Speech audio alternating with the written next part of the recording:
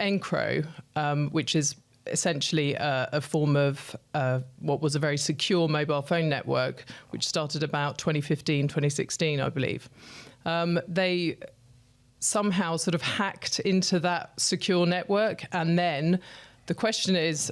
Very quickly, Lorna, so because it's going to be ENCRO for Dummies, what kind of things were going on in the ENCRO chat that they had to hack into it? So my understanding, and I'm not an ENCRO specialist, but my understanding basically of the ENCRO situation is that these were Android mobile phones that had specialist software in them that meant that it was end-to-end encrypted, and there was a means by which you can communicate.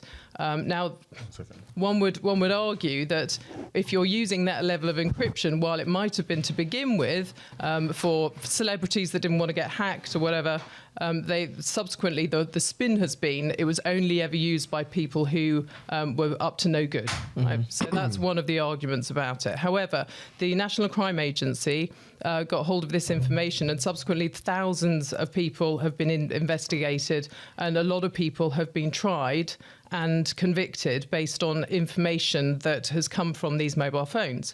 Now, one of the concerns is if you can't argue about the basis on which that evidence was initially received by the prosecuting authorities and the police, then how do you know its provenance, its veracity? How can you test it? Because there's a lot of non-disclosure in these cases. So if you can't actually question the basis on which the evidence that is being put before a jury for you to be convicted, and you can't sort of challenge how it came about, how is that a fair process?